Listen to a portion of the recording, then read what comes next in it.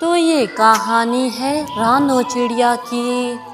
बंटू सेठ मधुपुर में बहुत सारी ज़मीनों का मालिक था। जंगल में गर्मी का तापमान बहुत बढ़ चुका था, जिसकी वजह से उसके पास कोई भी पक्षी काम करने को राज़ी ना होता, क्योंकि उसके खेतों में बहुत धूप लगती थी। सभी पक्षी थोड़ा थोड़ा काम करके अपना गुजारा चला लेते, लेकिन इस गर्मी में कोई भी पक्षी ये काम करने को राज़ी ना था। यूं ही ये बात रानो को पता चलती है। रानो बंटू सेठ के पास जाती है। अरे अरे बंटू सेठ जी, मैं आपके खेतों में काम करूँगी और आप बदले में मुझे पैसे दे दीजिए, ताकि मैं अपने बच्चों को पाल सकूं। ये तो बहुत अच्छी बात है रानो, मैं तो बहुत खुश हूँ। तुम मेरे खेतों में आज से काम करना और इसके बदले में मैं तुम्हें पैसे दे दिया करूँगा। यूं ही रानो ने तो अब बंटू सेठ के यहाँ काम शुरू कर दिया था। सारा दिन गर्मी की शिद्दत रहती, जिसके बावजूद रानो बहुत लगन से काम किया करती थी और शाम होते ही घर लौट आती। अरे रानो, यहाँ तो इतनी गर्मी होती है और दिन को तो और भी ज़्यादा तापमान हो जाता है। तुमने क्यों ये काम ढूंढा? तुम कोई छोटा मोटा काम करके ये गर्मियाँ गुजार सकती थी। अरे टोनी, तुम तो जानती हो, जब से मोहन जी गए हैं मेरे पास कोई काम नहीं है और अब तो घर में पड़ी चीज़ें भी ख़त्म हो रही हैं। अब मुझे कोई ना कोई काम तो ढूंढना होगा और चुटका और चुटकी को स्कूल भी तो दाखिल करवाना है। कोई बात नहीं, वहाँ पर गर्मी होती है, लेकिन बंटू सेठ अच्छे पैसे दे देता है। मैं बहुत खुश हूँ, कोई बात नहीं, मेहनत से क्या जी चुराना।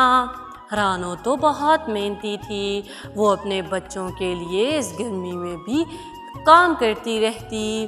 दूसरी तरफ पूरी जंगल के लोग गर्मी की वजह से बाहर ना। तो प्यारे व्यूवर्स, अगर आपको मेरी ये वीडियो पसंद आ रही है तो मेरी वीडियो के नीचे मौजूद लाल बटन को दबाकर मेरे चैनल को सब्सक्राइब कर दें, ताकि ऐसी ही वीडियोस आप तक आती रहे। निकलते थे। यूं ही रानो के बच्चे सारी रात गर्मी की वजह से सो ना पाते। अरे माँ, मुझे तो नींद नहीं आ रही, इतनी गर्मी पड़ रही है।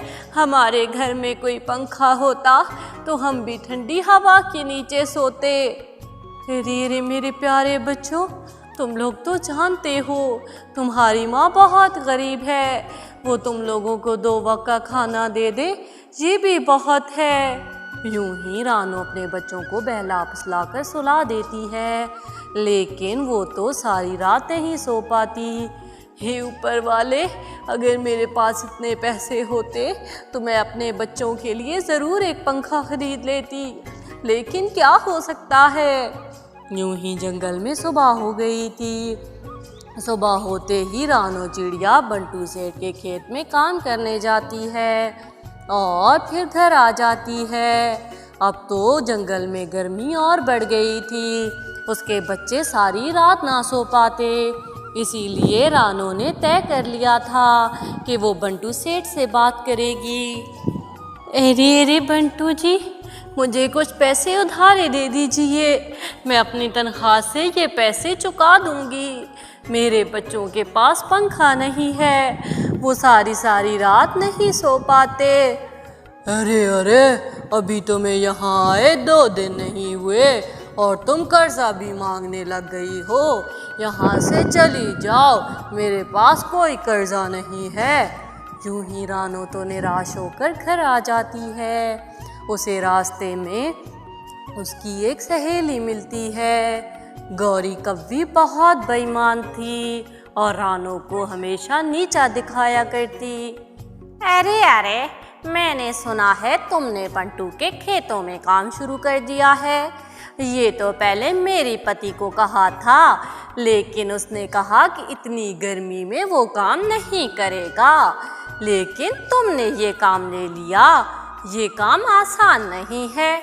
मैंने तो तुमसे कहा था मेरे भाई से शादी कर लो, लेकिन तब तुमने मोहन को चुना, तो अब भुगतो। अरे अरे गौरी, कोई बात नहीं, ये सब तो मेरे भाग्य में लिखा था। यूं ही रानो तो चुप करके अंदर चली जाती है और सारी रात रोकर गुजारती है। दूसरी तरफ बंटू सेठ सुबह होते ही सोचता है, अरे अरे ये रानो अभी तक क्यों नहीं आई? कहीं कर्जे वाली बात से नौकरी तो नहीं छोड़ दी? अरे अरे अगर ये भी हाथ से निकल गई तो मेरे खेतों में काम कौन करेगा? वो तो दो दो पक्षियों का काम करती थी। अरे अरे इससे तो अच्छा था उसे कर्जा दे देता। यूं ही रानो आ जाती है।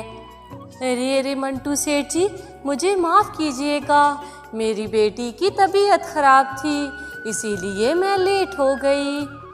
अरे अरे रानो, मैंने कुछ सोचा है। मैं तुम्हें कर्जा देने को तैयार हूँ, लेकिन तुम हर महीने अपने तनख्वाह से मुझे पैसे दिया करोगी।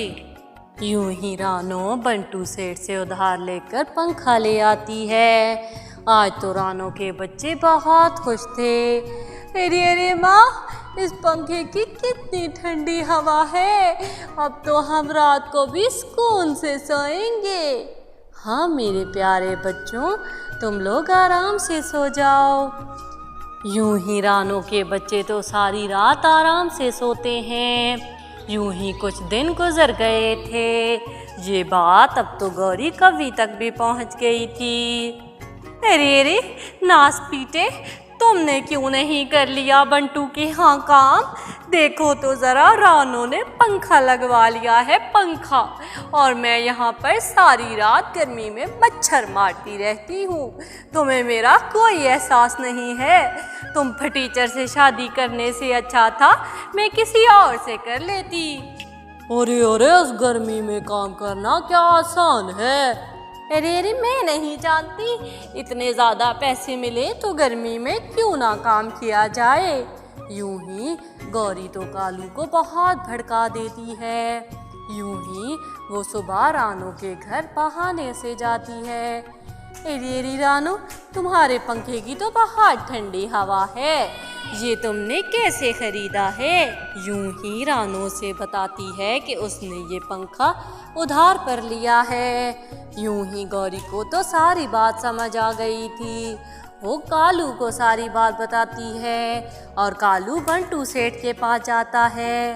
अरे अरे बंटू सेठ जी, आप उस रानो चिड़िया को काम से निकाल दीजिए।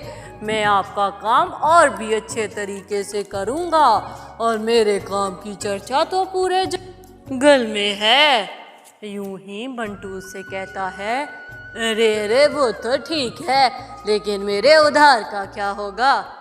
अरे अरे उसका भी उपाय है। आप वो पंखा उठाकर मेरे घर रख दीजिए और वो उधार मैं चुका दूंगा। यूं ही बंटू सेठ तो उसकी बात मान लेता है और उससे पंखा लेने आ जाता है। अरे अरे बंटू सेठ जी, आप मेरे साथ ऐसा कैसे कर सकते हैं? जब आपके खेतों में कोई भी काम करने वाला नहीं था तब मैंने किया। अरे अरे मैं कुछ नहीं जानता, जाओ जाओ यहाँ से, मेरा दिमाग ना खाओ। यूं ही वो पंखा तो कालू और गौरी के घर लग जाता है। अरे अरे कालू जी, कितनी ठंडी हवा है, मुझे तो आपसे दोबारा प्यार हो गया। यूं ही उन्होंने साजिश करके उनसे पंखा छीन लिया था। अब रानो के पास कोई काम नहीं था। यूं ही उसके बच्चे सारी रात गर्मी की वजह से नहीं सो पाते और रानो सारी रात रोते हुए गुजारती है। सुबह होते ही टोनी के पास जाती है। अरे अरे टोनी, तुम्हें तो सब पता है मेरे साथ क्या हो गया। अरे अरे रानो, तुम चिंता मत करो, मैंने तो तुम्हें आगे भी कहा था कि मैं राजमहल में नौकरानी का काम करती हूँ, वहाँ पर मैं तुम्हें भी साफ सफाई का काम दिलवा दूँगी। तुम आज ही मेरे साथ चलो। यूं ही रानू को लेकर वो तो मिट्ठू महाराज के महल चली जाती है। वहाँ पर रानू को बहुत अच्छी नौकरी मिल गई थी। रानू बंटू सेठ से दुगने पैसे कमाने लगी थी और टोनी ने राजमहल में बात करके उसे कुछ पैसे उधारे दिला दिए थे, जिससे उसने एक पंखा भी खरीद लिया था। दूसरी तरफ कालू तो बंटू सेठ को धोखा देता और उसका माल आधे से ज़्यादा चुरा लिया करता था। दूसरी तरफ रानू अपनी ईमानदारी की वजह से राजमहल में एक अच्छा मुकाम हासिल कर लेती है। अब तो रानू के पास बहुत धन दौलत हो गई थी। रानू ने पैसे जोड़कर घर में एक एसी लगवा लिया था। अरे माँ, इस एसी की हवा से तो लगता है कि हम किसी और दुनिया में हैं। इतनी ठंड है कि लगता है सर्दी का मौसम है। अरे मेरे प्यारे बेटे, सब्र का फल मीठा होता है। तुम लोग चिंता मत करो। देखो तो मैं परेशान थी कि बंटू सेठ के यहाँ काम से छुट्टी हो गई, लेकिन ऊपर वाले ने मुझे उससे भी बेहतर नौकरी दिला दी और अब तो हमें किसी चीज़ की कमी नहीं है। यूं ही वो तो सब खुशी खुशी जिंदगी गुजार रहे थे।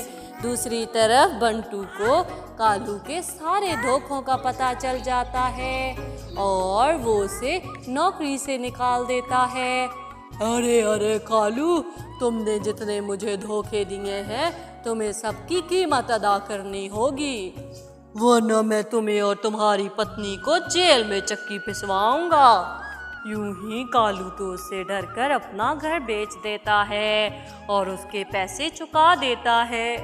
अरे कालू जी, कहाँ मैं पंखे की हवा लगवा रही थी, अब तो हम घर से भी गए, इतनी गर्मी में कहाँ जाएंगे। अरे गौरी, ये सब कुछ तुम्हारी बुरी नीयत की वजह से हुआ है। अगर तुम ये सब ना करती तो आज ये सब ना होता। तुमने रानू के बच्चों को रुलाया तो ऊपर वाले ने हमारे साथ ये सब कुछ कर दिया। यूं ही उनको उनके किए की सज़ा मिल जाती है। तो प्यारे व्यूअर्स, अगर आपको ये कहानी पसंद आई हो तो प्लीज़ मेरे चैनल को सब्सक्राइब कर दें और इस वीडियो को लाइक करना ना भूलिएगा।